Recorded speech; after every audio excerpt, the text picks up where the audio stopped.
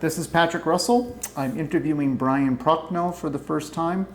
This interview is taking place in Morgan, Utah on July 23 of 2021. This interview is being conducted by the Making History Project. How you doing, Brian? I'm doing good. All right. You had a long day today. It was a long day, yes it was. All right. What were you doing? We had just come back from Camp Guernsey, Wyoming with the Idaho National Guard, we did an artillery live fire mission over there for basically our 2-week annual training. Okay. Let's start with your date of birth. 11/30/67, And where were you born? Waupun, Wisconsin. And tell me a little bit about Waupun when you were growing up. What is it like? Well, I was just born there. That was the nearest hospital. I grew up in a little town of Marquezan that had about 1,300 to 1,500 people.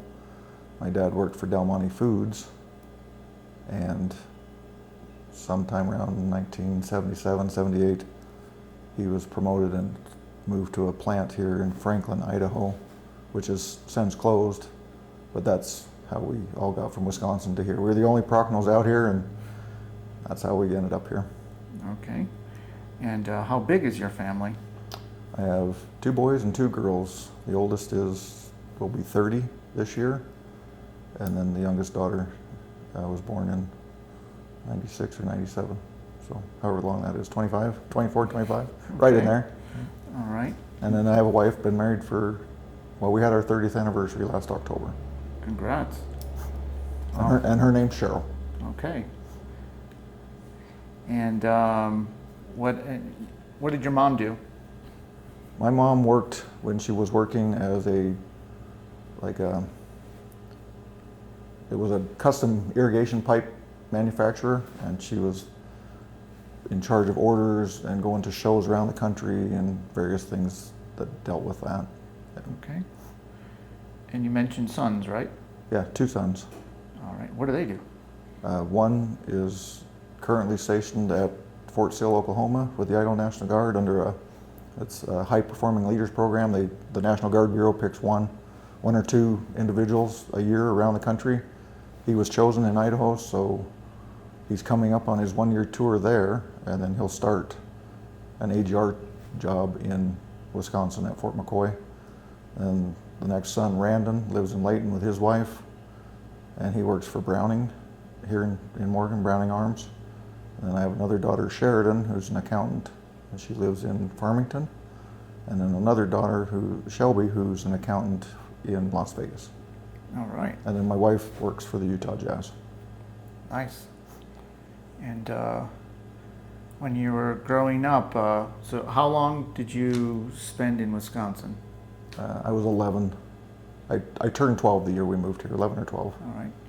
And what do you remember best from Wisconsin? What I remember best was my grandpa's and my uncle's family farm. I think they had it since the late 40s, early 50s. It's still in the family with my cousin. My other cousin, Amy, she married a dairy farmer. They're out there in Ripon. They have a huge operation out there. My dad worked for Del Monte. I lived in town. I have 2 sisters, one that's a year younger than me, and then another sister who's 10 years younger than me. And it's funny, one lives in Kimberly, Idaho, and the other one lives in Firth, Idaho. Okay. So we're all generally close. Nice. And where did you go to high school? Preston High School in Preston, Idaho. All right. And did you do any sports? Yeah, I played football, I wrestled. I was big into VICA, the Vocational Industrial Clubs of America. They probably still have it. I did FFA. I graduated in 1986. We were 2-time state champions in VICA. We went to some national tournaments. And in VICA for ours, it was automotive repair and things of that nature. So, yeah. Okay. School was good. We had a good time in school. Yep. And you said FFA? Yeah, Future Farmers. Okay. All right. And what does that involve? At the time when I was in school, I worked for a dairy farmer out there, and he would let me have a steer, because for every FFA project as a junior or senior, you got to raise something, take it to show, get rid of it, have a slaughter, whatever you're going to do with whatever animal you have. And then I did that for 2 or 3 years. I milked cows and drove milk truck for him. Okay. Through school, through high school. All right. And did you work also on the family farm for a while? Nope, I was too young. I mean, yes, but I don't know if you'd call it work. I think my uncle just put me on a tractor and said, "Here, go run the hay rake for a while." But it's funny, you do farm, you do big person's responsibilities at a young age, but it's not like I was out there running the plow. I mean, I could milk, but I brought that love of farming, I think, from there, from generally in Wisconsin speaking, and did it even growing up in rural Idaho. And I see from the plaques behind you, you're a big fan of the Green Bay Packers. I am a big, I don't know if you can't be from from Wisconsin in general, not be a huge Packers fan. Mm-hmm. And what did you do after high school? I went to the College of Southern Idaho in Twin Falls, Idaho. And I got an Associates of Applied Science, and I graduated from there in '88 and decided I didn't want to pay for school anymore, and that's ultimately how I ended up joining the Guard. Like most people, join the Guard or the Reserves to pay for school, and that's how it started. All right, so in 1988 you joined the Idaho Army National Guard? Yes. All right. And you were motivated to do it for school. Any other reasons? It was a small town. National Guard's a little different. They're little tiny armories in a smaller community. They're not, big, large army bases. And so, you have 10 or 15 high school buddies that do it. Their dads are there, their uncles are there. So you have no idea that you're joining something that could send you off to somewhere dangerous. And you're not thinking like that when you're in high school or right at that age. You're just thinking about hanging out with your buddies and having fun. I mean, I was still in the Guard when they made fun of the Guard, for having too much fun when we go to training. And then lo and behold, Persian Gulf came along in about 1990, 91, and that's when the Guard started getting serious about actually being in the Army. That's my impression anyway. Mm-hmm. And so serving along with you in the Guard, it's not uncommon to see a father of one of your friends also? I mean, back when I first joined, there was 3-4 predominant, not in the community, but family names in the Idaho Guard, and they would have a son or two. That guy's brother would be there, and then his sons would be there. So then you got cousins there, and again, it's a small farming community. So these guys all grew up with their same kind of buddies 20 years ago, prior to whenever I got there, and it was the same thing. It was over and over and over. But after 1990, some of that started to go away, because that wasn't the reason some individuals joined the Guard back in the 70s. It wasn't to go to foreign places. Mm-hmm. I mean, it almost kind of sounds like the militia of the Revolutionary War times. Yeah, but we had a lot more fun and we had a lot more beer. All right. And how long have you been in the Army National Guard? I joined in February of 1988, and I'm still serving today. All right. And tell me a little bit of the requirements in terms of time and commitments that you have to make. Well, that for me goes in stages based on if you have family or whatever. So when I first joined, obviously I'm single. I have no kids, no wife at that time, so it doesn't take up any time. You're actually looking forward to drill weekend because you're just hanging out basically with some of your buddies that you would have already hung out with anyway. And then as you get married and have kids and a full-time job where you're trying to work around things, then you have to line it up on your calendar and make sure that all your life events, your work events, and military events kind of come together. And that worked fine for the first 10 years or so that I was in the Guard. And then Iraq happened and completely changed how the Guard and how it affected me and my family and work and everything in general. It was they send you off to Texas for 3 months for this pre-mobilization training, and they send you overseas for another 13 months, and then you come back. Well, at the time, my kids were, I think Skylar would have been probably the oldest in 6th or 7th grade, the youngest daughter, kindergarten, 1st grade. So it's their prime kids years, and all of a sudden you're just packed up and haul your ass over to another place, and it's a game changer. And I mean, we got through it. I mean, I don't know if the kids are better or worse for it. They're different. They have a different appreciation for certain things like that. I mean, obviously, any spouse, and mine especially, they're the ones holding down everything that you've got here. So in those situations where you have families with young children, and then the main caregiver goes away, and now the wife is left with this, it's a huge undertaking, and it's a lot to ask of a family. And so you can either make the best of it and get through it, or, I mean, it's just the opposite. There's many families that don't have that kind of success. And we just live in a community that's, everybody can get along and take care of everybody, so it worked out okay. Well, prior to the Persian Gulf, what would be the typical commitment that you would have to put in? Straight up Saturday and Sunday, once a month, and then one 14-day training in the middle of the summer. There was none of this. Now we do, sometimes we do a Thursday night through Sunday, sometimes we do a Friday night through Sunday. The Guard in general is being tasked by our government to do longer, more things with less troops and less money. So they're getting their money's worth, and which is why a lot of those old timers, that's why they left. Plain and simple. They didn't sign up for that. They didn't sign up for that. They did their time and they finished their contracts and they moved on. And how long is a typical contract?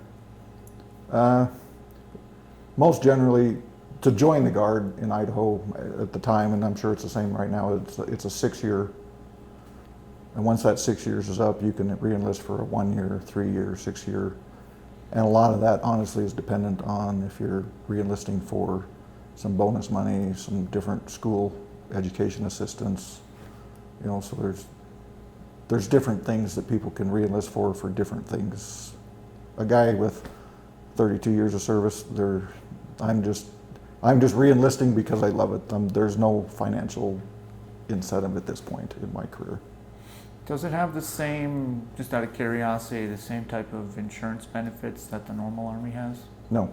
The only time that we're considered active duty is if we're put on active duty orders, like if you go to Iraq or Afghanistan or any of those overseas deployments.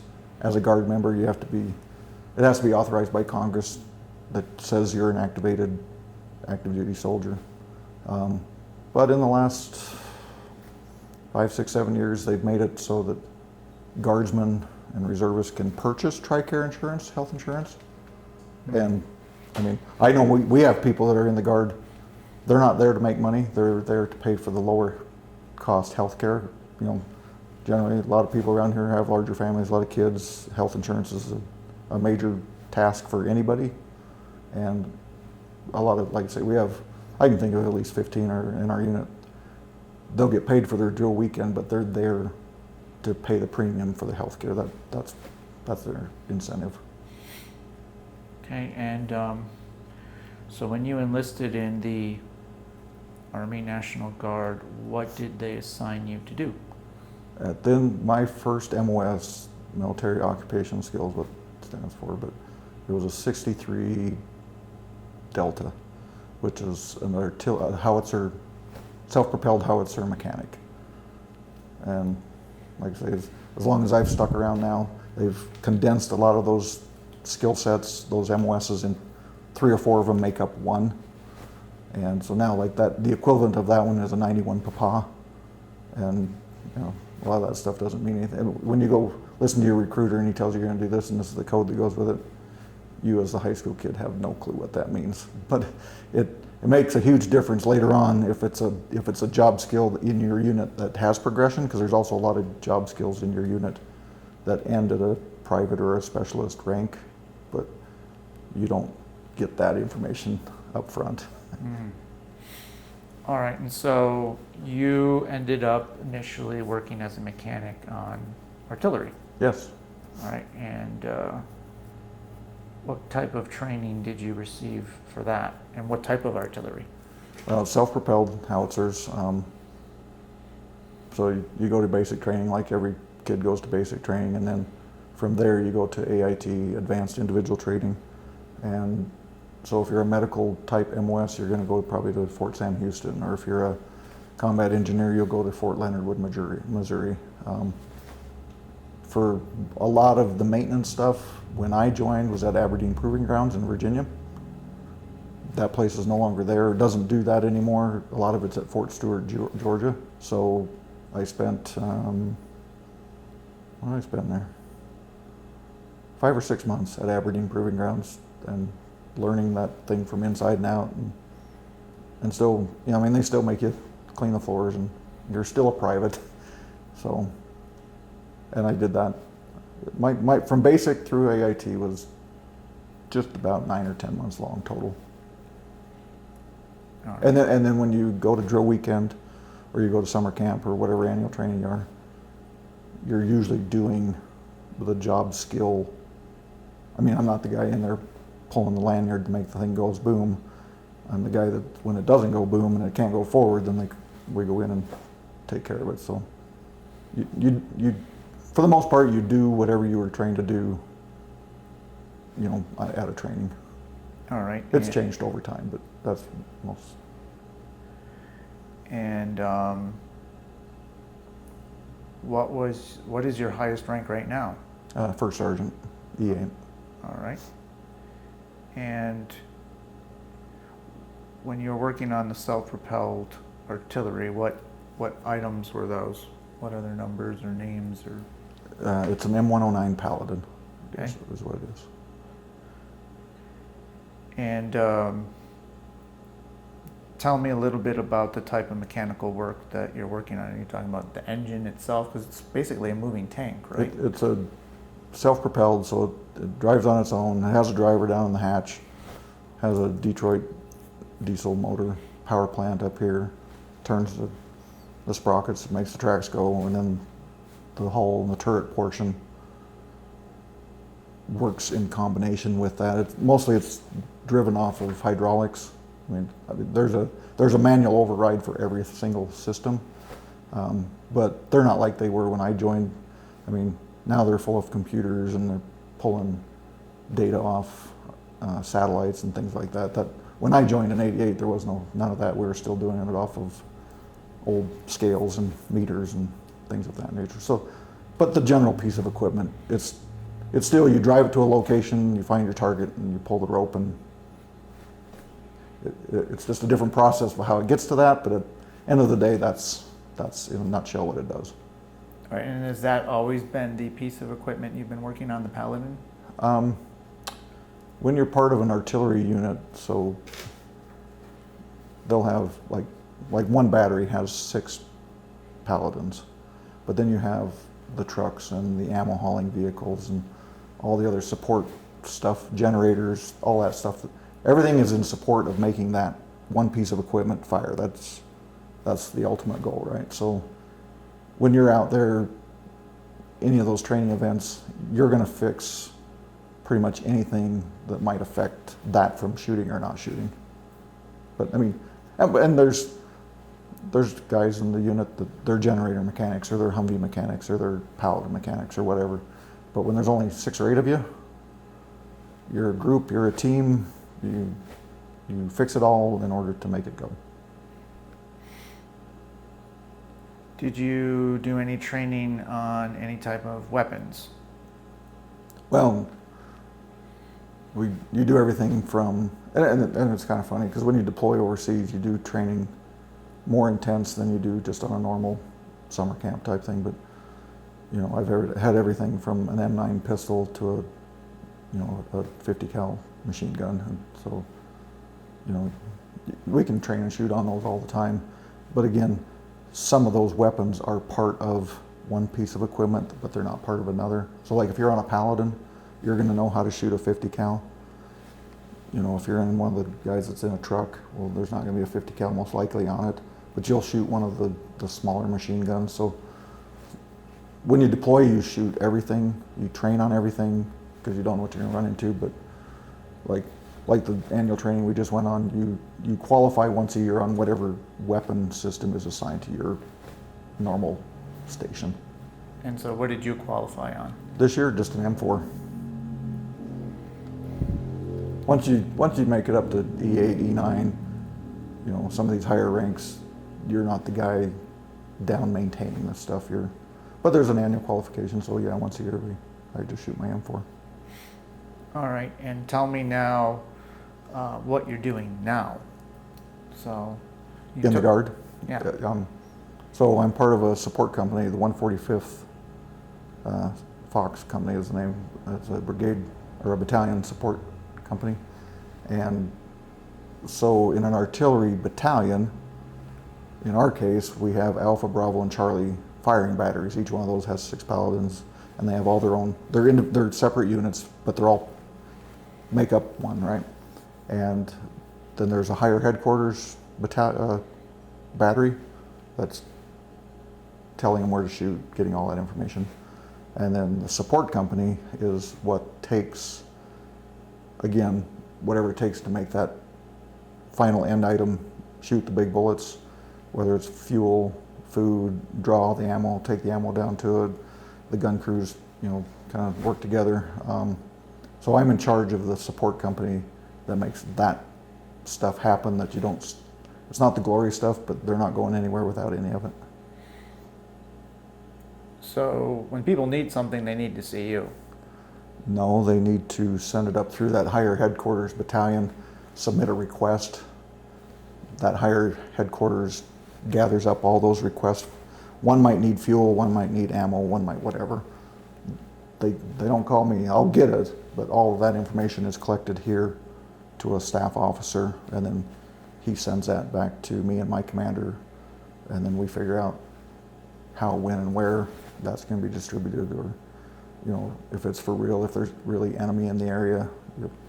But when we're doing the training, we're under the assumption that something's out there, so we train in the same aspect of if it was for real. Or we try real hard at doing that. Mm-hmm. And did you deploy overseas? Yes, we were called up in 2004, so I spent all of 2004 and most of 2005 in Iraq, and that was OAF3, and then in 2010 the Idaho Guard was called up again, and it was Operation New Dawn, and that was part of the drawdown with, at the time it was President Obama. He was starting to pull troops out of Iraq, and we were part of that process of pulling troops out. All right, so you had two overseas deployments in total. Yes. All right, so tell me about the first one. Well, where were you stationed? The first one was completely different than the second one because it was in 04, 05. So I think we invaded Iraq somewhere March of 03, March of 04, troops started pushing forward. And so we went over there as a howitzer Paladin battery to shoot live rounds, combat rounds. I mean, it was the real deal, right? And I was up near Kirkuk on a fob named Fob Gaines Mill. And they broke up the guns because of their range that they can shoot. We had guns at Fob Warrior, Fob Gaines Mill, and Fob McHenry. And so out of 6 guns, there's 2, 2, and 2, right? So FOB is forward operating base? Yes. Okay. And so I get Fob Gaines Mill, and they were the same at all of them. But you have 2 Paladins there. The crews are manning them 24/7, 7 days a week for an entire year. I was the one and only maintenance mechanic to maintain those 2 pieces. My job was to make sure those guns could fire 24 hours a day, 7 days a week. And Bob McHenry had another individual, same skill set as mine, same rank. He did Bob McHenry and Warrior. They had some more help down there, but it was a little different, but generally the same thing. I think we fired if I remember right, somewhere around 1,900 to 2,000 combat fire missions. So we did what we were trained to do. We went over there, did what we were supposed to do, came home. I mean, the worst part about that, because then, you know, the Guard hadn't been utilized very much, so they thought you needed this 6 months of going to some active duty post to learn how to do all this stuff that we already knew how to do, but neither here nor there. I don't know why that was, but that's what we did. So we spent 5 months out of that 19 at Fort Bliss, Texas. And then Operation New Dawn for me, and so I was part of Alpha Battery 148, part of field. Before we move on to the second, you're talking about second, right? I can. All right. Before we move on to the second, when you got the orders to deploy to the first, what was going through your mind? It was quite a shock, actually. I mean, you can see it's coming on the news, you know what's going on around the world around you. But again, the Guard hadn't been called up like that, so you're thinking, you know, it's not coming. And I want to say that we were called up. We had very short notice compared to the other deployments. We were called up, I believe, on June 28th, and by July 4th, we were shipping out. So you got 6 days to get your affairs in order. I mean, there was a little bit of time that kind of like hints that something might be coming, but the official order was June 28th. July 4th was when we shipped out. So we all go up to Pocatello, Idaho, bring all your families. You know, you got 4 little kids, 10 years old and younger, and a whole, you know, what do they call it? Where the runway is, tarmac. So you got all these families, all these kids are all roped off, and you walk up a plane and you turn around and you wave goodbye, and it is horrible. I mean, and it's just as horrible for you, but it's more horrible for the families watching you go away. Because again, it's new. All you can see on the news at that point was all the shock and awe stuff, right? It was that's what they want to show. And so it would have been different if it would have been 4 or 5 years later over the Iraq campaign, but we were right early in the stages. So I mean, I think as a brigade, the Idaho Brigade, we lost 16 soldiers overall. So we were playing for real. I mean, it was the real deal. What were you doing on the side when you weren't doing the Army National Guard at that point? What was your job? At home? Mm-hmm. I've worked for UPS for 32 years. So I basically got married, joined the Guard, and started UPS all within a 6-month window, basically. So I've been married for 30 years, worked for UPS for 30 years, been in the Army for 31 years. It all came together at one time. But yeah, the first one was pretty taxing on everybody. So you're working for UPS. We've got this event happening in Iraq. You're monitoring that nervously. Yes, exactly. And all of a sudden, boom, it's for real. It's for real. Game on. Meet us on the tarmac. You got 6 days. Mm-hmm. Yeah. And so. And we were in the middle of tearing down half our house to add on. So here the wife and family has to live in a trailer out on the front yard for 6 months while the contractors. You're not here. There ain't squat you can do about it. You know, you're getting everything from happiness to joy to being yelled at for re-enlisting, all in the same 6 days. You know, it's anger, it's happiness, it's raw emotion, all within 145 hours, give or take. Mm-hmm. And so yeah, it's coming pretty fast at you. All right. And did you have any idea for how long you would be gone? We did within that 6 days from the day we got the call to the day they pretty much give or take how long you're going to be. I mean, we knew that we were going to be gone 17 to 19 months. So your civilian life was put on hold for 17 months for sure. Yes, absolutely. It's time to be a soldier. Yep. All right. So now you're there, and the forward operating base that you deployed to. Tell me a little bit about that. What did it consist of? It was actually one of Chemical's concubine mansions, is what it was used for. And I believe it was 4th Infantry that cleared all that out before we got there, and then the Guard troops started coming in. And so in the batteries, in the artillery batteries, you have 2 platoons. There's 1st platoon, 2nd platoon. At the time, I was with 2nd platoon that was from Preston, Idaho, and 1st platoon of the other half of the units from Blackfoot, Idaho. Though when you come together and make one, that's Alpha Battery. And so I was at Fob Gaines Mill. I mean, it had a great big pool, had like an orange and orange grove, dates, olives, things of this nature, but it hadn't been maintained. And I mean, don't mistake it for something in Palm Beach or something. I mean, it's pretty rough, but it's immaculate for where it's located. And that platoon is roughly 40 to 50 guys, and you basically find a room in that house. And so those gun crews, there's 4 or 5 guys per crew. Those 4 or 5, they all shack up in one room together. The other 4 or 5, they go in another. I was downstairs in another room with the senior ranking enlisted guy, and the commander had a room in there also. And so we had a little internet cafe that was set up in there, but it's not like internet now. I mean, but it was internet. I mean, it was true internet, but it was like, it was long before texting. It was like when instant messenger on the computer was the bomb, right? So you did a lot of instant messaging when you had a time to go sit in there. If any catastrophic thing happened somewhere within the brigade, all the Idaho Guard, there's roughly 4,000 Idaho Guardsmen there.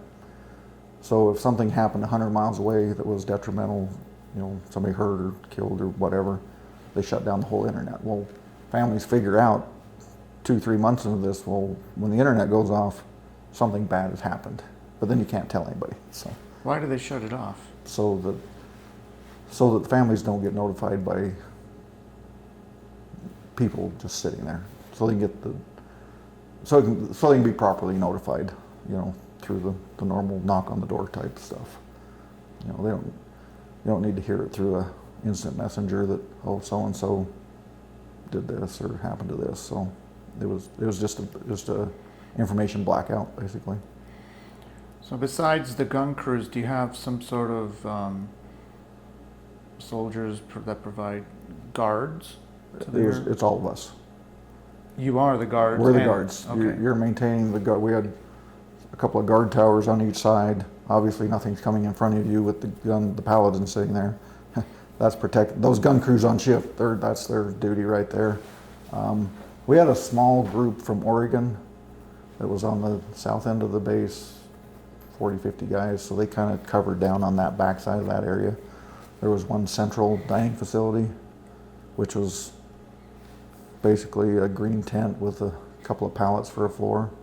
And back then, the U.S. or the U.S. military, whatever, was trying to be pretty cognizant of what meat the locals there don't eat. So you pretty much had some form of chicken 7 days a week.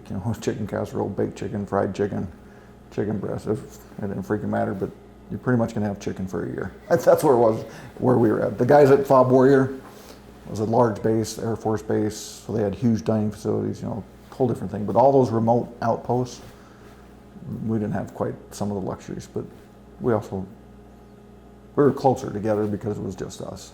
So pros and cons to everything. 2 questions. The paladins, can they lower their barrels to act basically as a tank? So if they were to get attacked from the front? They can do what we call direct fire, which is pretty much bringing it down eye level basically. And if it gets to that point, we're already in trouble. Whoever's coming to get us they've already breached, 4 other layers of something. I mean, and a lot of the missions that were shot in Iraq weren't necessarily towards a certain group of people or a building. Sometimes There's certain, for instance, a certain watermelon patch that seemed to have a lot of rockets come from, that would come our direction. So, and once they set those off, those guys disappear. So basically, you use artillery to just take out the watermelon patch, right? But a lot of them were towards 3/4 through towards the end. We're shooting what you call illumination rounds. So they go up.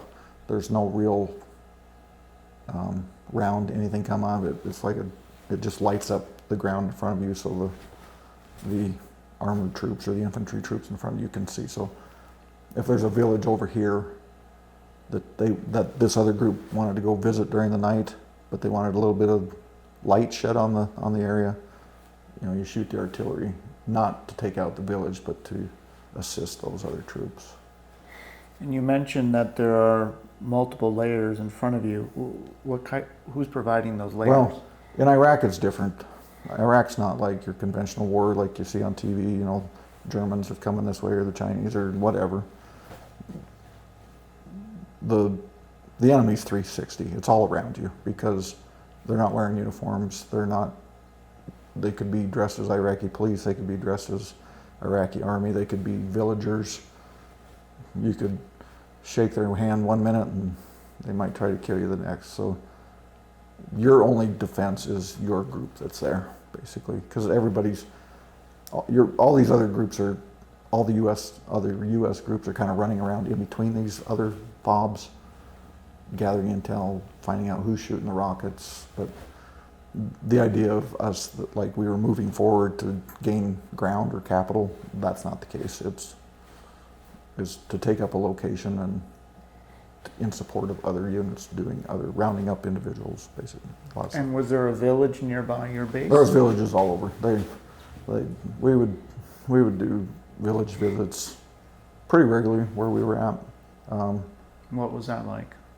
I have plenty of pictures, but you'll have stuff sent to you from here. Volleyballs, basketballs, soccer balls, water. We would throw all this crap into the back of a Humvee, drive into a village, and kind of start handing this out, trying to focus on giving it to the kids because they ain't got squat anyway. And so you're, what do they call it? Winning the hearts and minds. Yes, I'm sure everybody's heard that, right? So you're trying to give the impression, or that you truly, genuinely care for these individuals, and that they might provide you with some type of information, maybe of something that's going on in your sector, your area, or, sometimes we just did it out of the kindness of hey, let's go out here. But as soon as you roll outside the gate, you're liable to have anything happen at that point. So, but we did a lot of those. The group from Preston, the group that was at Gaines Mill, and again, it was all dependent on location. The people in Warrior, they couldn't do that because you had the city of Cook there. They're not just going to let a bunch of troops go out there. Bob McHenry, to the west of us, was a little bit more of a Wild West. So their roads had a lot of IEDs, more prevalent. So you weren't going to send troops out there. They didn't really give a crap about the villages out there because they didn't want to get on the roads. We were kind of in the middle. So we could go this way and we could go this way. And we kind of knew what we were up against in our area. But that's what's funny about Iraq is what one guy did in one part of the country in one FOB, nobody else did that. They might have done something similar, but every FOB is different all across the entire country of Iraq. And who you're with. Are you an infantry company? Are you an artillery battery? Are you military police? Route clearance, combating. So it just depended on what you were doing. And what was your most memorable moment at that base? Well, there's good moments and then there was bad moments. We had an individual who was from Oregon who an IED pretty much took him off from the waist down, and he was using some of our trucks. They didn't have enough equipment, so they were borrowing some of our stuff. So you have the big show, after that happens, the helicopters fly in, they do the memorial service type stuff. at that point, it's kind of a moot point. I mean, I can still remember this guy's name 25 years later. His name was Staff Sergeant Kenneth Davis. I wouldn't have known him there was no reason for me to know him, except I know the name because he's the one that would come and ask me to borrow my Humvees. And so I talked to him, and the next day, something horrible happened. So you have that, but then it was unique too, because Preston, our platoon was from the Preston, Idaho area, right? Generally, most of them. And those were mostly LDS kids. So Idaho at the time, LDS. Latter-day Saints, Mormons. Okay. And in Utah, if you're on a mission, but you're part of the Utah National Guard and that unit gets called up, those kids here in Utah, they stay out on their missions. Idaho at the time, they wanted all their missionaries back because they'd like, hey, our military service trumps your church service. And so they kind of came to an agreement somehow that any of those boys that had been out after up to 18 months, they counted it as a good LDS mission, and then they came. So we had at least 12 or 15 of these young kids that were basically preaching the gospel one day, and then 5 days later headed to Iraq. I mean, and so their stories would have to be, what they felt would have to be amazing, I would think, because it was amazing for me. And so we had a lot of really young, impressionable, but because they were all kind of from the same background, it was a unique place for everybody getting along. There was not a lot of drama. I still talk to some of those guys today. So, but again, we had a swimming pool there. It wasn't really full of water when we got there, so you got your downtime, right? So we fix up this pool. We go take 10 gallons of chlorine from somewhere, pour it in the pool. Okay, up it's safe. Then we jump in. So we had a place to relax and hang out, do stuff. The other Idaho guys, they didn't have that, but they might have had something. They had the fancy chow halls that we didn't. So again, location. Whatever you had didn't mean that somebody else had it. Yeah. Okay. And I did probably, it was close to 250 convoys. I kept a little X on a calendar, just like the one you got hanging behind you here. So today we're going to Fob Warrior. I'd write the date on there, how many trucks we took, and it's still downstairs. It's just like a memory thing for me. So I got out more often than others, so I got to see some of the villages. I got to see the countryside. I got to experience the local, the people that, not the people you don't see on TV, just the people that just want to be freaking left alone, but they can't be because somebody's pulling at them from all different sides. Tell me about one of those interactions that you recall. A good one? Yeah. Well, we went to and it was early in that deployment. We went to a little village outside, and they had a school. And then, when we were there at the very beginning, they were still, Saddam, he didn't have textbooks, it was everything from his perspective. And boys only went to school up to 12 or 13.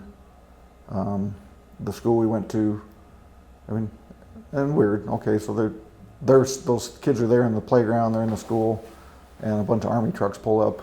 Well, everybody gets fidgety, right? But they all come running out because they know that we're probably bringing some sort of treat that they would never get otherwise. And there they have like what we would call a principal of the school, but it's just a one-room freaking shack, and it's a headmaster, and she comes out, she's dressed in her traditional, attire for over there, and but it's funny because in the back of their classrooms, they'll have some little guy sitting back there, and if a kid speaks out of turn, they whack him in the ear, take a cigarette and smack him on the hand or something like that. So stuff we're not used to. They're into compliance of a different sort. Not many girls went to school.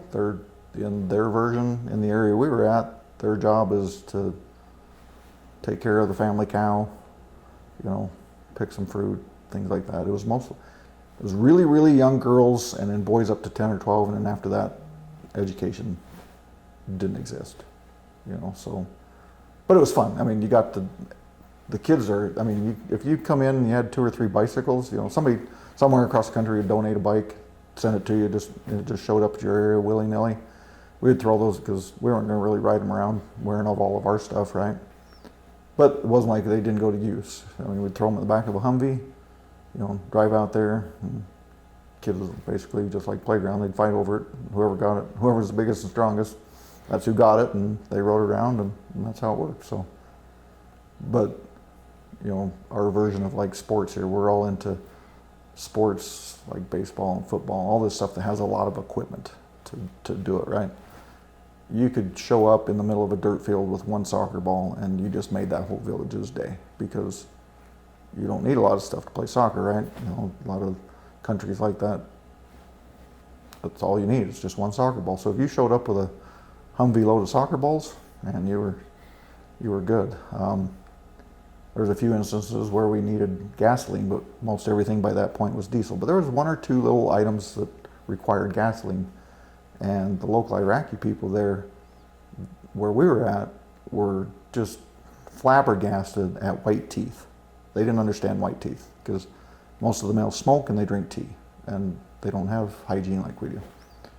So you could trade a couple of tubes of toothpaste that probably got sent over in one of those care packages, because you can't use all the toothpaste that people send you, and you could trade it for a 5-gallon jug of gasoline that you couldn't get from the Army, because all we have is diesel. You know, so it's funny. They, you know, most of the males over there smoke, generally all of them, and well, that's pretty general, but they're not used to American cigarettes. They're getting 3rd world country type cigarettes. So you could trade a pack of cigarettes for the same type of thing, you know.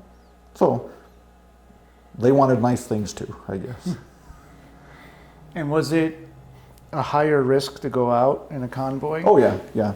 I volunteered for every one of them, but we had people that had no desire, and there was work for them to do where they were at, so why take them out if they didn't want to be there? I mean, because somebody still had to be able to fire the gun, do all that kind of stuff.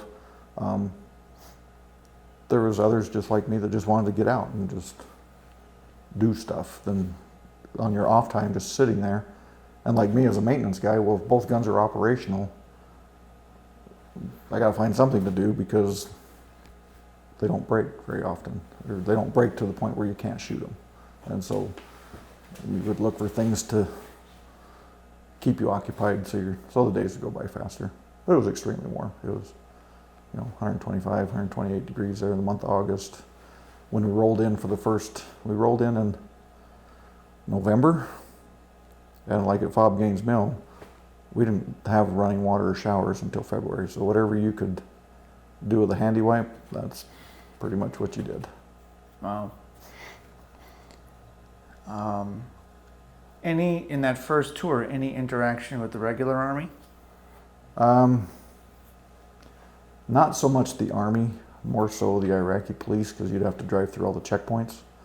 But again, early in the war, the U.S. convoys, U.S. trucks and things, we didn't stop at the checkpoints. We just either blew through them or pushed cars out of the way, because the checkpoints were the danger zone. I mean, if you can get a whole bunch of civilian cars in there, block the traffic circle, U.S. troops are coming down the road, I mean, it's a perfect spot to do things of harm. So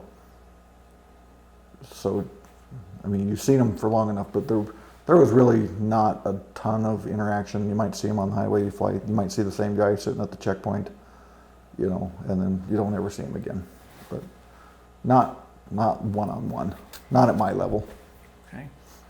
I mean, did you notice any treatment between regular Army versus Guard? Where we were at was, when we rolled in, we took over the whole area, that whole area of operations. It was all Idaho Guardsmen. We fell in on the 25th Infantry. That was who had that area before us. So there's a handoff period. And I'm sure it's different for every location of what kind of person you were handing off with. They'd already been there for a year, and if we got there pretty early in the game, that means they were really there early in the game, and they were happy to see somebody, get the hell out of here, we're done, we've done our part, it's all yours. Towards the end, when the 101st Airborne came in, they had the ones that came to where we were at had the idea of, we're going to kick ass, take names. You guys are Idaho Guardsmen. They didn't really want to be shown anything because they already knew how to do it. I'm like, fine, here you go, here's the keys. And we got in our trucks and showed them once or twice, and then we rolled out. So They took over the battery? No, we took all the equipment was from Idaho. So whatever we had, we took. They brought in their own stuff. And I don't even remember if they were artillery when they come in. They could have been something completely different. I don't honestly remember. But I just remember, so we got our little patch here painted on a great big cement wall outside our little house where we're living in. And it wasn't even 24 hours before they'd whitewashed that and said, see you boys, thanks, so like whatever. And Okay, and they put an eagle up there? yeah, they put an eagle up there and it was theirs, and it's just the way it was. And on your first deployment, any combat issues? Well, there was 3, maybe 4 times out of those convoys that I went on that the truck in front of me would get hit, but it was never mine. So I was always fortunate enough to be one truck behind. It's right there, you can see it, you can see what's going on, but it never hit my particular vehicle. There's a few times we're driving up and down the road and they have these guys, the locals, either setting the IEDs in the road or launching these little rockets, kind of like we would launch a bottle rocket here. They launch real rockets, but they don't have the technology. They're propping it up against a rock and striking it, and away it goes, And so a few times we'd drive up and down the highways and you'd catch a few of those individuals, interrogate them as much as you could. If you did have an interrogator with you, an Iraqi, put some zip ties on them, throw them in the back of a truck, and somebody else would haul them to a bigger base, and who knows what happened. But we handed them off, and I'm sure they tried to gather whatever they could out of them, but there's 2 or 3 of those. We had indirect rocket fire on a pretty regular basis, just more so in the very beginning, but On your operating base? yeah. And the trucks so you had trucks that got hit by IEDs? Mm-hmm. And they were taken out? They were immobile, but I don't think there's any really serious injuries, not the type that you can see visibly. But I guarantee you, if you're in the truck and the bomb goes off underneath you and blows your cab off and blows the wheel off, I'm pretty sure that guy would have a different perspective. Me sitting 40 meters back thinking, thank God that wasn't mine, but hope they're okay. It's a horrible thing, but You'd have to get out there and try to fix it. Again, that's the tactics and the responses changed on a regular basis, depending, and partly because at first they were using just roadside bombs, and they started using vehicle VBIDs, and they started doing suicide bombers. So what we did in the very beginning to respond to that would have been different than what we did 6 months later. First you get out and go take care of them, and later on it's like, don't get out of your freaking truck because there could be 3 more sitting here. So again, what you did in the beginning, you didn't do at the end, because it's just, they're still the enemy. They're going to try and win too. So they do their part, we do our part, and hopefully everybody come home. And as you learn these lessons, are you upgrading the armor on these trucks? What are you That's doing? the other fine part about us that went in the very beginning. You see these little Humvees driving around town that just have the little vinyl doors, aren't up armored. We don't have machine gun mounts on them, stuff like that. Yeah, we didn't have any of that. We had the Forest Service version of a Chevy pickup as a Humvee. You stick a pole in the back of the bed and you mount a 50 cal on it, and that's your truck. We didn't have bulletproof glass, or, later on, we started getting these big Kevlar blankets, and you'd kind of drape them over the sides, but it was hillbilly armor is what they called it, and that's pretty much what it was. And again, over time, stuff started getting better, but by then we had left.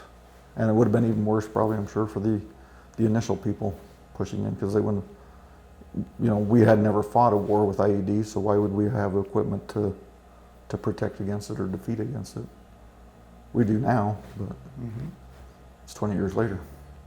Yeah, it's been a long war. So, all right. Anything else that you'd want to tell me about that first deployment? No,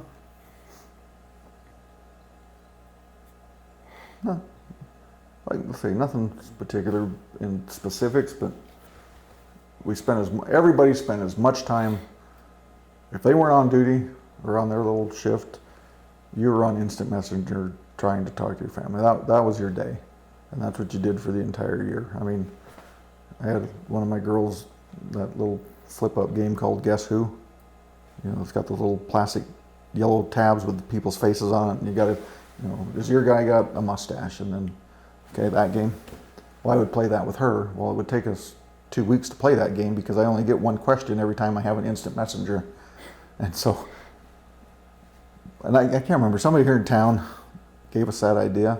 So, there's two sets to that, or there's two pieces to that, right? Normally you're playing from here, me from you to you away. Well, I take one to Iraq and she keeps the other half here. And she was the youngest, and it was a first grade type game. And I mean, that was really unique for us. And the other kids played stuff too. The boys, they were all into their youth sports and things like that. So they spent their time talking about, what there's going on. I never talked about what we were doing. I wanted to hear what they were doing. I mean, I don't need to tell no 8-year-old kid that we're driving up and down the road looking for the bad guy. They didn't need to know that. They didn't need to know it then. It's irrelevant now. I mean, every day you would wake up was day to day, just get up, go do whatever you're supposed to go do, come back. Hopefully you can get an hour on the computer, 12 hours difference, 10 hours difference, whatever it is, and living vicariously through the two. But yeah, like I say, life-changing. If you was in a single individual, male or female, not married, completely different thing. If you're a newlywed, completely different thing. If you're old and all your kids were out of the house, you're going to have a different experience. My kids were from 10 down to 5, give or take, and right at the time when you want to be with them. And I mean, I was called up. I didn't have a choice. I still had time on my contract, so it wasn't like I was getting out of it. So we made it work for our family as much as we possibly could. But again, that was different on the second deployment. All right, so now let's talk about the second deployment. When did that start? 2010. And what happens on that deployment? What are you doing?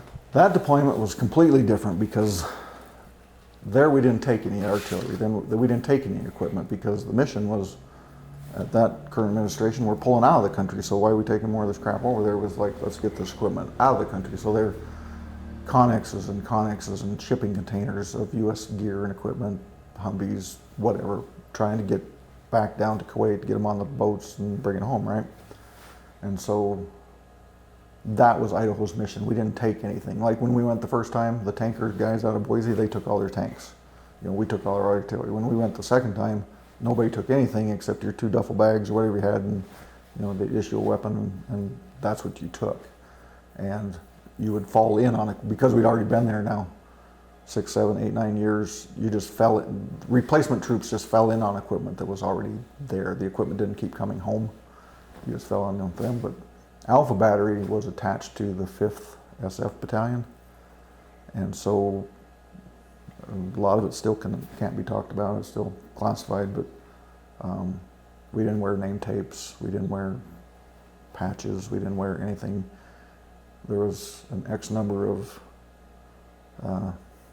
SEAL teams, things of that nature, in various portions of the country, and we supported those individuals, but completely different. We were the only ones. There's 110 of us from Alpha Battery. That was the mission that was given to us. We were the only ones in Idaho that had that mission. Other people had, security details, or other ones had base security. Our mission was in support of X number of teams and secure locations, and what those guys did, can't really talk about, but we did whatever they asked us to do. With artillery pieces? No, with MRAPs. You're falling in on Special Forces MRAPs. What does that mean? It's one of those mine-resistant big trucks that, you put 6 or 8 guys in. Supposedly the IED can't go through it. So you were driving with them? Yeah, I drove them all the time. Oh, okay. So now you're not actually using your paladins anymore. Paladins are gone. Paladins didn't even come. Artillery is completely out of the picture. Completely, whole different spectrum. Got it. All right. So now you're doing, for lack of a better word, you're doing tactical operations. Yes. And you're supporting those. And you're we're driving. supporting other tactical operations that they were doing. Got it. We were in a very secure location, had stuff and equipment and various tools of the trade that other groups didn't have access to, that we got to see and use. Again, we're just National Guardsmen, and these other guys are the A+ type personality, the elite of the elite. Me and you don't. I don't mingle with those guys. They're a clique of their own, and thank God we have them. Now, you don't mingle with them by choice, or they don't mingle with you? It depends. Each team was different. Some teams were more, so we would send, again, X number of people in support of another X number of people in this group. That group over there might ask our guys to do things more so than this group over here. This one here might just be kitchen duty. This one over here might be, we want you to man the radios in the little security area. Ours was a little bit, we had a great big building on our place of organizations and agencies that we have that people don't even know we have. And our job was to prevent entry to that base and to that building. And with that came certain go outside the wire missions to take individuals around the country, in a nutshell. And it seems really different from your first mission. Not even the same. Not even the same. How do you get the skills to do the second job? You're still soldiers, and you do as you're told. But again, you're taking orders from very serious people, that are very professional at what they do. And there's just a fear that when they talk to you, you better comply. You better know what you're doing, because they're going to go find somebody else that will. And I mean, it's not like we were being tasked with things out of our pay grade type thing, but we did just fine. Our guys did just fine. The Idaho Guard was represented well in that organization. Is it safe to say that you may have been in the safest place amongst those gentlemen? I would have to say we were pretty safe there, yes, because you're basically a fob inside of a fob inside of an air base.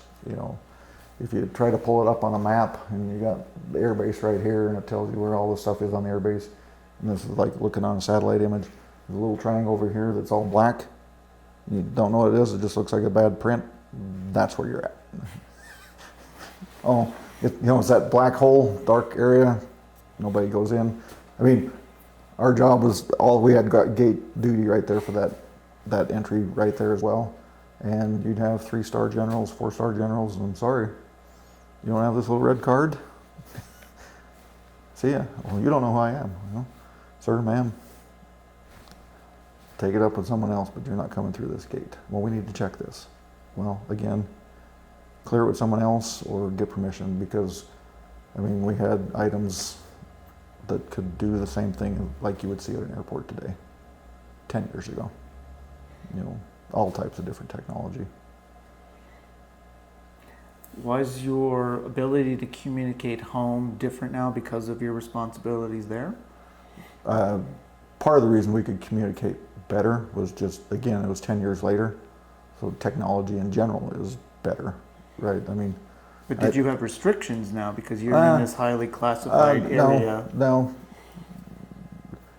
Their briefings they gave you before you got there made it perfectly clear what you were going to talk about with your family or what you weren't going to, You had marching orders. You go into a closed room with turn your cell phone in, go into an auditorium. A big thing drops down from the ceiling and says, "This is where you're going to be, and this is the rules, and don't break them." It's pretty simple. Don't break these rules. And like I say, out of 110 guys in a firing battery, now you're in 10, 15 different locations with different numbers of people at each place. And like I say, what I did where I was in charge of the platoon, but what I did here was completely different than those 5 or 6 guys over here did, or those 8 or 10 or whatever we had over there. It was completely different. But the internet, as far as talking to your family, again, now you're 10 years later, 8 years later, the U.S. forces had been there for so long, they had all these civilian contractors and internet. I mean, it was like we were making a home for ourselves. So, I mean, I had my own personal laptop in a room, and I could buy what we'd call Haji internet. You'd pay $12 a month to the local Iraqi, and you had freaking internet in your chew. I mean, and now you're a little bit past instant messenger. I can't remember, but it's a little more sophisticated. Or you could Skype. I think Skype might have been coming out around that time. Things like that. So you're still doing the same amount of communication at home, just with better technology. And let's just take a step back. So when you got back from your first deployment, so you're talking about what, 19 months later, or was it 17? We got activated June 28th, and we came home around, that was in 04, and we came home, my leave orders ran out like November of 05. Okay, so you come back home, obviously you're happy, your family's happy. Yep, everybody's happy. And where were you in your contract with the National Guard at that point? At that point, like I say, when we got the call up, I had time left on I joined in 88 and that was 04, so what's that? 16 years, give or take. Yeah, something like that. And so I had no choice but to go at that point. Mm-hmm. But now I come home, I get my 20-year letter, I'm eligible to retire if I so choose to, and now I feel like I'm part of something bigger. I enjoy what I'm doing just as much more. You don't ever think it's going to freaking happen again. And so you re-enlist again. And that's what I was getting at. So you had the shock experience the first time, like all of a sudden your world was turned upside down. You get home, you had the choice not to re-enlist at some point, but you chose to anyways. At the behest of my wife, and she was not very happy. But again, so you're at 16 or 17 years, right? You got to go 20 years to get a retirement of some sort. Well, you've just spent 2 years of your life away from your family in a hellhole, and you're only 2 years, 2.5 years, give or take, away from receiving this 20-year letter that makes you eligible to retire. Well, yeah, why wouldn't you retire, or why wouldn't you re-enlist at that point? So I did. And was she? No, she wasn't. No. She was not happy about that. No, she was not happy. Okay. No. But again, she'd also come to, I think, an appreciation, or at least an understanding that it was something I liked. Why I re-enlisted is not why I joined the Guard. By then you're past all that. And so I re-enlisted, obviously, to finish. Like I say, I'm already close to 20, so I'm going to finish to get my 20, no matter what. And so, let's see, I would have been probably eligible to retire with 20 years in 2008, 2009-ish. And I could have stopped right there after I got that. And once you get your 20-year letter, I mean, like today, I still have a contract, but I'm over 20 years. I could retire today if I want. Once you go over the 20, you can say you're officially done. So when that second deployment came up in 2010, I knew about it. I come home. My one boy is on an LDS mission in Madagascar. The other boy is a senior in high school, active in all of the stuff and community stuff. And the girls are in high school, active in all the school stuff. And so I mean, we basically sit down at the dinner table and say, what do we want to do? I mean, You had a family discussion we, and a decision. it was an impromptu family discussion at the dinner table with the kids there, minus the one that's on the mission. And it was like, okay, I can retire. Well, if I retire, then I'm done. And if I re-enlist, I'm going again. If I re-enlist, it's not like I can retire once I'm in Iraq. I mean, you're going to finish you can come home and retire at that point, right? But, I mean, there wasn't like a lot of crying and bawling and type of stuff like that, because now the kids are older. Everybody kind of understands how this works. The length of the deployment is 6 to 7 months shorter. We didn't have to do all that pre-mob crap like they required the first time. So it's basically 12 months. So it's 10 months in country, a month of getting ready, and a month of R&R at the end, right? So, okay, so it's already 6 months less than the first one. And it was basically like, if that's what you want to do, you know, Dad, if that's what you want to do, husband, if that's what you want to do, then that's what we're going to do.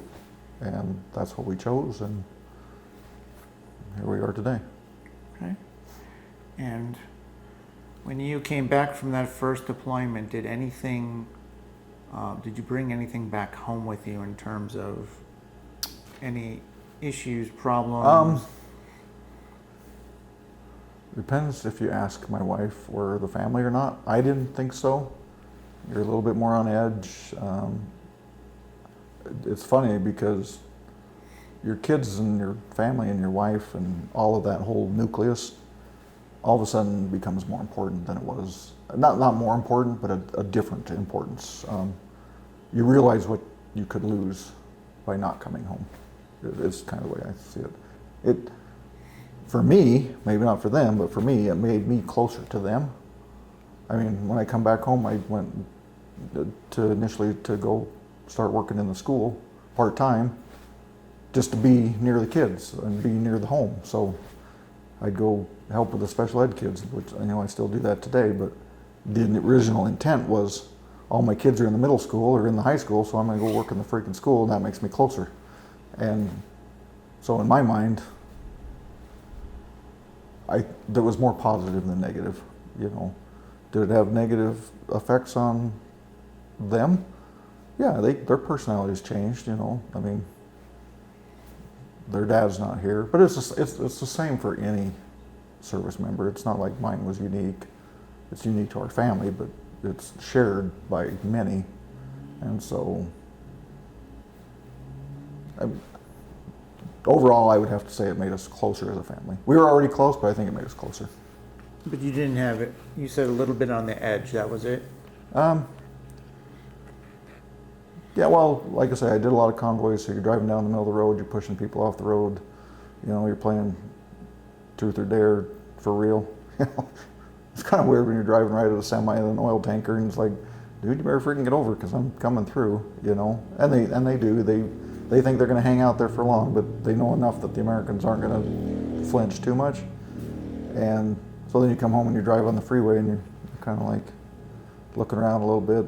There's no traffic laws, so there's no speed limits in Iraq. There's no stop signs. There's no four-way intersections. If I want to drive down the middle of the road on the wrong side, I can do that in Iraq. So you come here, you got to reacclimate to driving. Like my wife might tell you that I might wake up and, start mumbling or make some noises or smack a pillow or something like that. But it's not like I don't remember having nightmares or horrible thoughts or anything like that. I was just freaking glad to be home. But did you find yourself even driving around here, like looking on the side of the road? Not so much here, but like if you go on a family vacation or you go into a city area that, say I haven't drove in Vegas for 6 years or something, I drive down there. Yeah, it's not like you're looking. I think you're just more aware and more cognizant of what's around you. Mm-hmm. But you're not necessarily looking for a specific thing. It's not like you're going to find a dead dog over here with a bomb shoved up its hiney, or a goat over here, some kid pulling a handcart type thing. You're going to see it, but it's weird. And I can't really remember now, but you'll have certain things that you remember over there that remind you here. You know, a tree, a smell, a building. And you're more vigilant. And you're more vigilant, yeah, you are. Okay. So then you're doing this really interesting second deployment that you can't really talk much about. Not in great detail. And is there anything memorable that you can talk about on the second one? Well, I'll say that if there's a pot of money and the Idaho Guard gets $10, the Special Forces group, you know, that echelon, if we got $10, they're going to get $1,000. That's where all the focus should be, because they're the ones doing the nitty-gritty type of things. And so being exposed to how they don't run like a normal Army unit where you're marching down the halls, you know, and out on the streets. I mean, they're very clandestine, distinct teamwork people. They only talk to the same 6 or 8 people on their freaking team. They don't talk to nobody else, and they're very tight. I mean, you can watch the show SEAL Team, and it pretty much tells you exactly how that group of people is. It's almost identical, and it wouldn't have mattered if it was. And so where we were at had all branches of service. I was part of a thing called CJ SOTF, which was Combined Joint Force Operations Special Task Force Arabian Peninsula. Okay, that's who I was assigned. That's what that group was assigned to. And so within that group, you have all these elite troops from each branch. The Marines have their version. You know, the Air Force has their expeditionary groups. You know, the Army has, you know, Green Berets, Special Forces. The Navy has the SEALs. Well, then you have all these special contractors that have access to certain technology. So all of this is on this place. And so, like, the thing that reminds me, that I remember the most about it is seeing all the cool stuff that is now 10 years old but hadn't even been presented yet. You know, something that might be able to shoot around the corner, you know, for instance. You know, just weird things like that.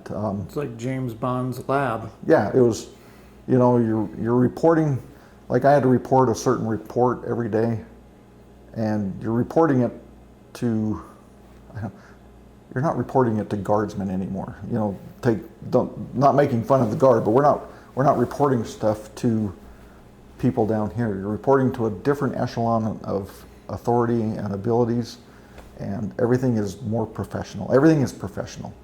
There's no, you know, weird stuff. It's all business all the time.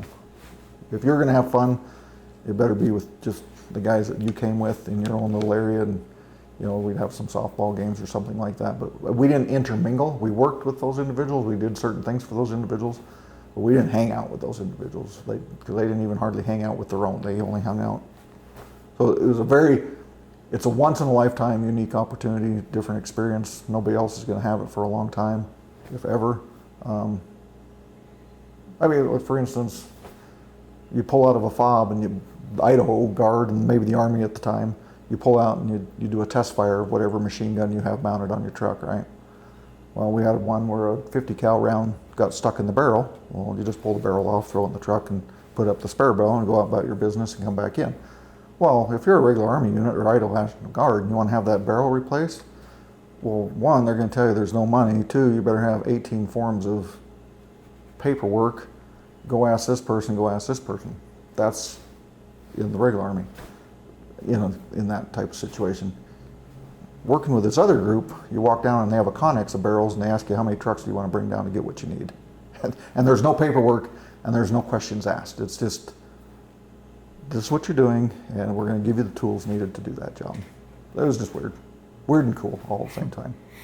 Did you ever see any fun rivalry between these different groups? Because they all have egos. It's hard to tell if they're having fun in a rivalry or if their rivalry is always serious. I mean, so like if I'm in the Idaho Guard and I want to go down to the rifle range to practice, well, I'm going to get it once a year and I'm going to get 3 magazines and 30 rounds each, and you better qualify because that's what there is, right? Well, you go over there, if I wanted to take 300 rounds a day and not ask, just And you know, you go to a rifle range in the Guard, there's somebody in the tower, you know, commence fire, cease fire, all given all these commands. It's very coordinated, very controlled.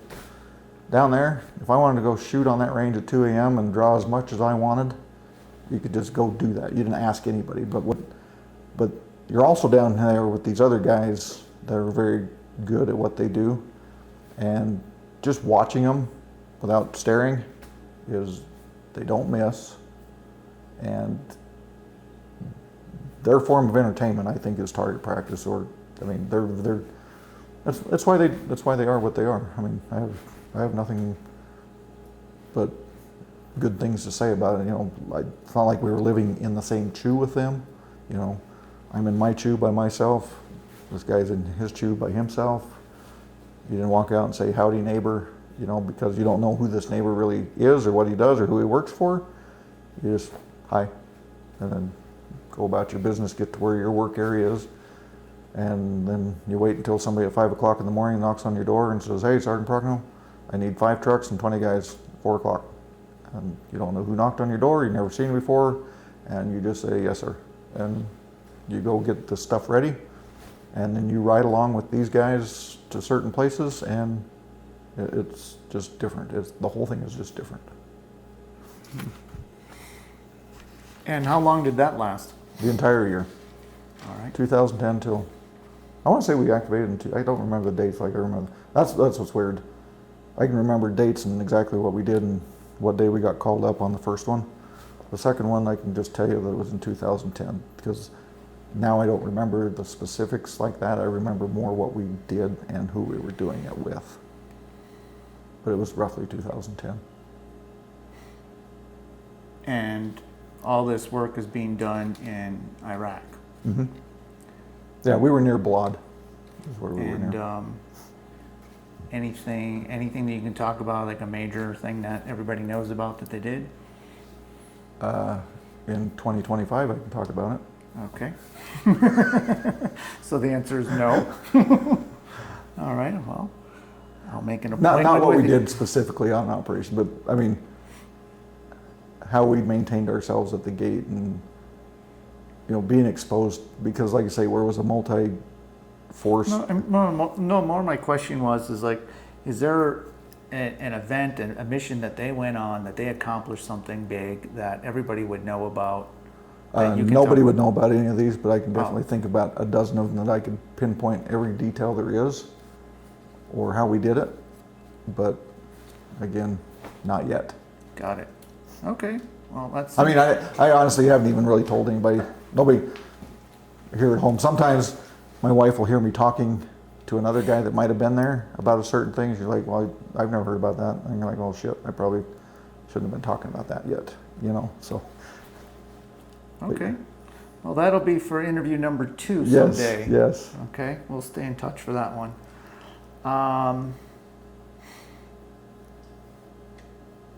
I know I rode a lot of helicopters, I'll tell you that. It was on At night? Night and day, many days of the week. I can pretty much go the rest of my military career without riding a Black Hawk or a Chinook ever again. And well, again, I mean, you were working on Paladin, so what are you doing on a helicopter? I'm doing nothing. Everything that we have on either the truck or the helicopter, whether it be live or not, maybe it's in a package, has to be escorted by armed escort. Oh, you're talking about ordnance. You're in charge of supplies. We're in charge of supplies or certain individuals from the local communities that might have helped us out. Okay. Got it. So your mission changed in terms of being in charge of a Paladin, now in charge of supplies and going out and. Our main focus, my job there was called BDOC. It was Base Defense Operations Center.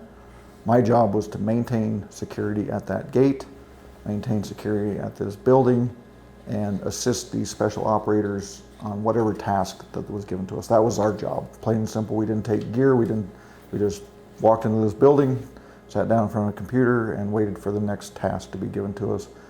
Not by Idaho, not by Army, by this other group. And when they said, this is what we're doing and we're leaving in this time, that task got You done. jump. Yep. Okay. And any combat-related injuries on these missions for you? No, No. because those guys are a little bit better at their task. And what about the base? Any issues at the base? There was indirect rocket attacks all the time on the Balad Air Base in general. Nothing ever came into our little black zone. Even if it would have, well, I take that back. There was one night it did come in. But they don't run and freak out like other people do. It's like, well, shit, there's a rocket, you know. And they kick it to the side and they move on, you know. But if you're on the other side of the air base and something like that, everybody's running, screaming, looking for help, trying to, it's just a different thing. And I would imagine that if you're on that big Air Force base, you don't really have any interaction with civilians at this point.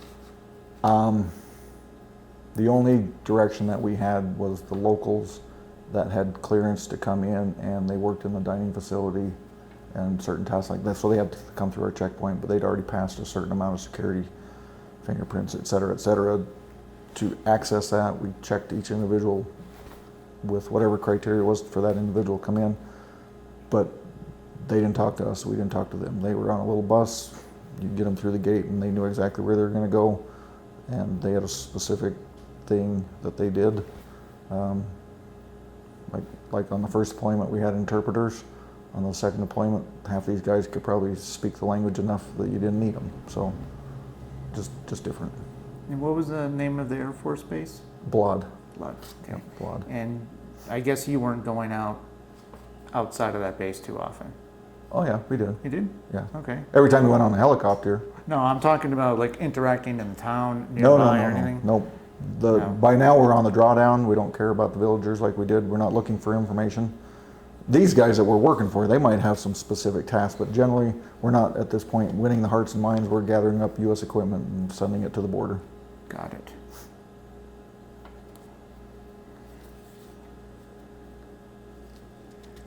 And as a result of your service, did you receive any awards? Meritorious Service Medal was given to me by that Special Forces echelon that was there, which to me means, it's not more, but it's different. I mean, it's not like I got it from a group of people in Idaho that you work with on a normal basis. You're being recognized by an entirely different type of group of people. So, I mean, I thought it was pretty cool at the time. Mm-hmm. Any other awards or medals?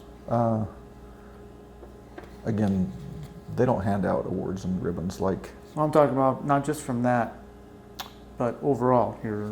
Well, like I say, I had a combat action badge on the first deployment from some combat-related incidents, and the second deployment was the Meritorious Service Medal from doing stuff with these other groups. But I mean, there's other awards and other ribbons, but some of them are, I mean, not like less important. It just means that you went overseas, or the Iraq Campaign Medal, or something of that nature. Mm-hmm. You know, something that most everybody would have gotten. You know, there's rare instances, but you know, I mean, I can tell you specifically on my award what I got it for, and I can remember all those acronyms that's on that award. So, but yeah, they don't. It was different. They don't award stuff like we do. I don't think so. You don't see. If they do, you don't see it. And just going back 1 second to your security detail on that second deployment, were you like the last line of defense then for the base? Yeah, if they got to us, something else. Because if I remember right, on the outer perimeter was like a bunch of Nigerian individuals. You know, by this time it's more allied type stuff. So a lot of the guard towers on the outside are not even manned by American forces anymore. They're manned by different countries of people. The air base on the other side had their own security. Nobody was going to drive through our gate per se. If it got to the point where they're driving through our gate, it's a bad day for everybody, because we're inside a gate, inside a gate, inside a gate. Ours was more about very controlled access, not necessarily keeping out the local Haji guy on the other side of the fence that was a villager. Or, you know, there wasn't like a suicide bomber or something like that was going to get to it just wouldn't happen, especially this late in the game, because they knew we were leaving. So Yours was like the security levels, so like the 3-star general Yes. who didn't have the proper color to pass. yes, and I mean, if they had special meetings, these other groups, other Army units, like we had other Idahoans that would pull up in an entourage of people in a bunch of black Suburbans, and all they were doing was basically escorting some other high-ranking official to go meet with the group that we were with, and then they did their business. The Idaho Guardsmen sat outside. When the meeting was over, they got in the trucks and they drove away. I mean, couldn't tell you what they talked about. All right, and so then you came back from that second deployment in what, 2011? Probably 11, yeah, somewhere. All right, and then you went back to civilian life, Went back to civilian life. but you still do the normal guard work, Mm-hmm. right? And have been doing that ever since, so for the last 10 years. Yes. All right, and no more deployments. The only thing from 2011, in between 2011 and the inauguration detail, was 10 years of normal guardsman weekend annual training type stuff. I mean, we went to NTC a couple of times at the National Training Center as a normal rotation, which is a month long. But again, all just in the States training. And just, speak briefly about the inauguration detail. What was that about? Well, the inauguration detail, like everybody knows, it happened on January 6th. At some point, officials back east decided, hey, we need more security. We're going to call up the National Guard. And Idaho was tasked with 240, 250 people. That was the state's requirement to meet for the Pentagon or NGB or whatever. And it was completely 100% volunteer. I'd never done anything. Well, nobody's done anything like that because it never happened in our history before. So I'm like, what can it be? Can't be that big of a deal. I said, yeah, I'll go. So I put my name on the list. They vet a couple of things, decide what your rank is. People above us in Boise are deciding what you're going to do. And next thing they say, yep, you're ready to go. I'll be ready to go. Be up here. It was like 3 days later or less. And it was a straight flight from Boise to maybe Andrews Air Force Base. Yeah, probably right there. And you get off, and it's unlike anything we've ever seen before. Again, it's kind of like that other deployment between the first and the second one. Not two things even close to being remotely the same, except you're wearing a uniform sometimes. The inauguration thing is unlike any other training thing you've ever done either. I mean, because how do you prepare for something that never happened in history? So some things went off miraculously, some things didn't. But if you think just purely from numbers, from the logistical standpoint of picking up 15,000 people from across the United States, plopping them in a 10 square mile radius and say, do this, and then find them buses, food, hotels, and the logistic package to bring that together was, when you think about it, it's actually pretty amazing. But So you had 15,000 National Guards. and I don't even know how many there were. I think there was, when we got there, we were earlier in the group. I think there was only like 5,000 or 6,000 that had made it to that point. The rest were coming, and then as we leave, the numbers got bigger and bigger because then politics gets involved. But there was like 5,000 or 6,000 there when we hit the ground. All right, and what's your mission? Well, we go to Boise, and they had 4 first sergeants that had volunteered, so the E8 level. And they had, 5 or 6 captains, which would be the equivalent of a company commander and first sergeant rank. And they had 5 or 6 of those guys volunteer, and then everybody else was sergeants and private specialists, just like a normal. And they start calling off names in groups of 80, go stand over there and say, okay, that's your group, you're in charge, good luck. Because nobody knew what you're going to do, right? I mean, some of them were matched up, they're like a first sergeant from my side of the state in Idaho. He was matched up with mostly artillery people in his group.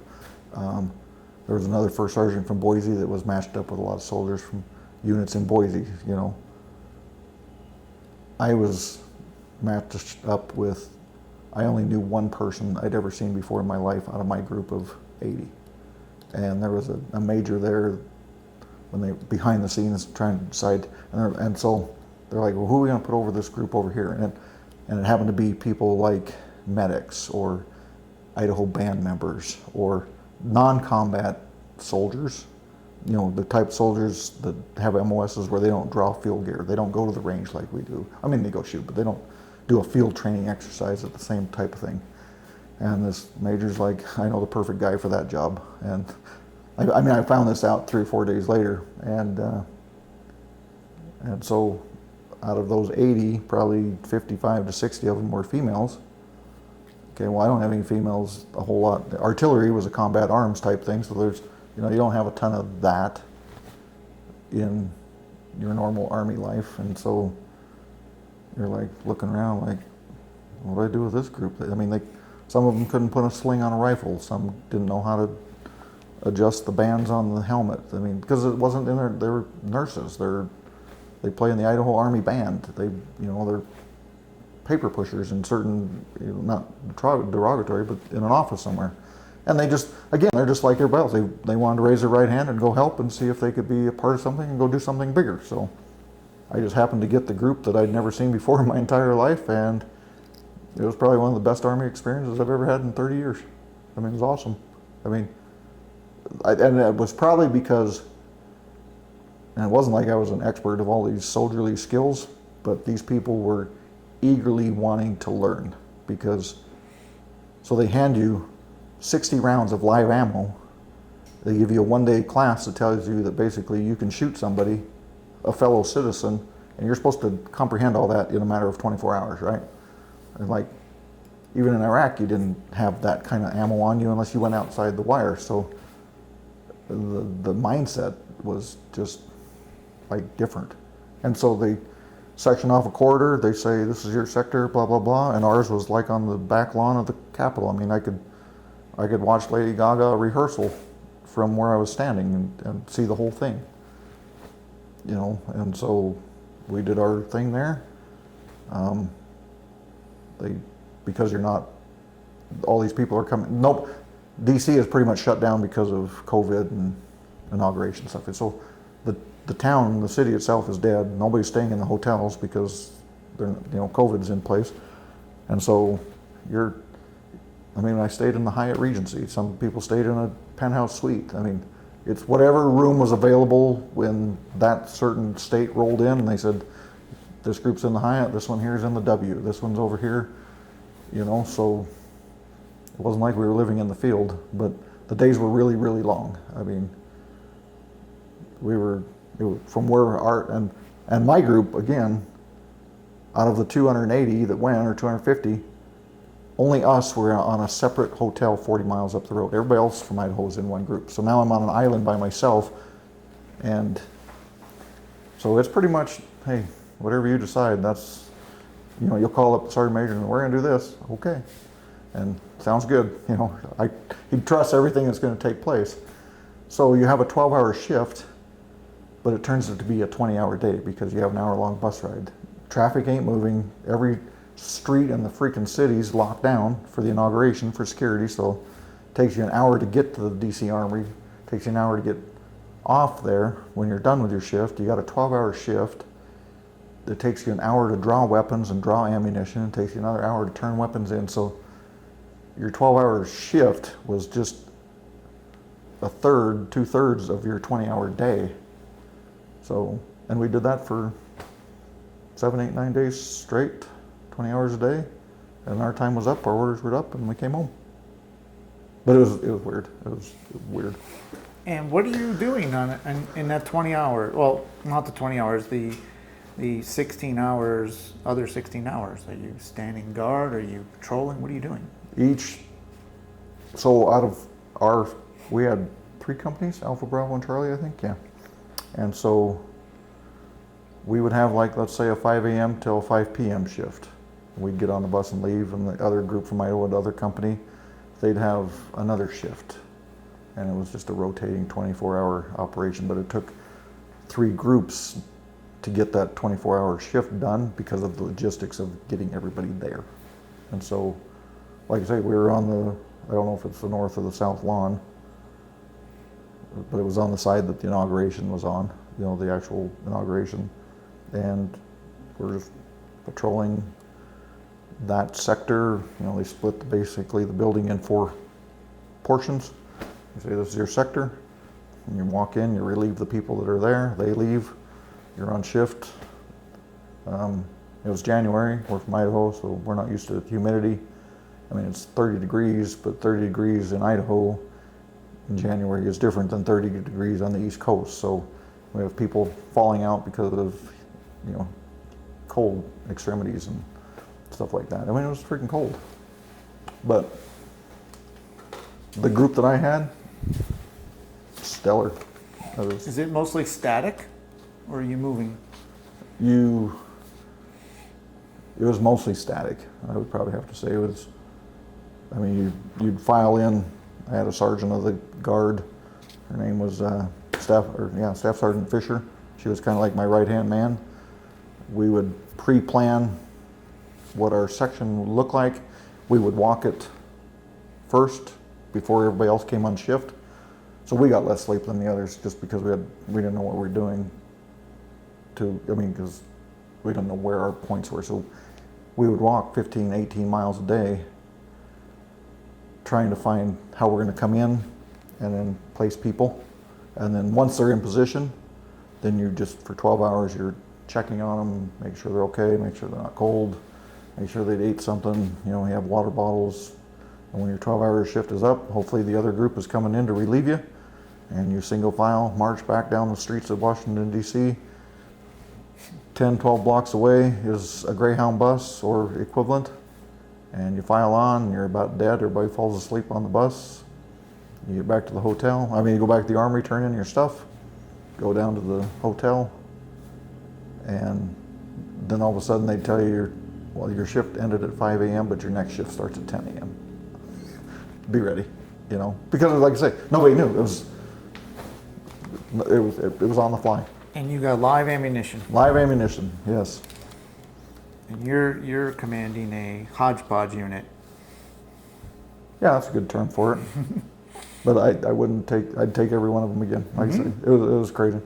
No, I didn't mean that Yeah, in a derogatory manner. right, There's literally people yeah. from different sectors and Well, experiences. the Idaho Guard is made up of combat engineers, artillery, infantry, tankers, and then you got all your support units, personnel, finance, band, you know, medical, all that comes together for one state. Just the job set that I had was not those normal soldier-like people that you normally think of doing stuff like that. It was people wanting to do something bigger.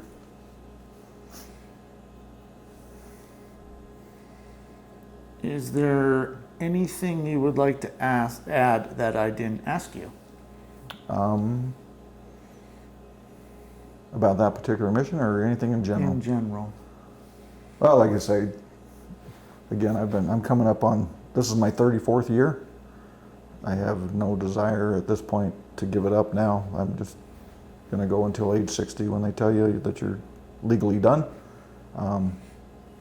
I have nothing that's precluding me from, I don't have any profiles. I can still do the PT test. I can still shoot the weapon. I don't have anything that keeps me physically from doing the job.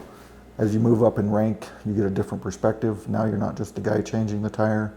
You're the guy that might figure out how to get this tire that we ordered from somewhere to point A to point B, you know, so bigger scale operations. You get a bigger concept of everything's out there. So, but it's funny because more than anything, it's just about service, I think. There's not a time that I can't watch the national anthem come down the street and I just cry. And it's just weird. Just thinking about it right now, it's kind of wimpy, you know, but it's weird. That's weird. And I've told people before, they'll tell you in the Army, go pick up this rock and move it over there. And they'll say, well, that's a dumbass place to put a rock. Go get that rock and bring it back over here. Why do you do it? I don't know. You just do it. Because that's what they told you to do. And you can't understand or relate always to what the soldiers are doing unless you've done it before. I mean, people can talk about it, they can hear about it, you can watch Discovery Channel, you can watch the History Channel, and there's all these horrible things that go on, but there's just a certain thing. It's like, oh, it's drill weekend again, and you go do something stupid because you're supposed to, or in the big picture of things. But and the other part I'd probably add is when I come back, I've done a lot of these Idaho Honor Guard veterans funerals. They play the bugle and fold the flag and all that kind of stuff. And I did close to 400 of those, probably over 400 of those that I kept track of. And what I've learned more than anything about 30 years of service is, so if you want to land on the beach on D-Day, there's going to be the guys that are just going to get tore up doing that task, right? But it took 10 times as many people to make that happen, to make that operation go. And so you go to these funerals and you'll find out that, this guy didn't land on Iwo Jima or something like that. I mean, we had some of those too. But he was a cook on a boat that made the other boat go to Iwo Jima. And that was his claim to fame for what he did for his country, or her. And so I'm just one of those. That's my opinion. Mm-hmm. All right. Well, Brian, I'd like to thank you for sitting with me. Thank you. Especially after your long training. I know you must be tired. And I want to thank you, for your service from the Idaho Army National Guard. Job well done. Thank you, sir. Thank you. I appreciate it.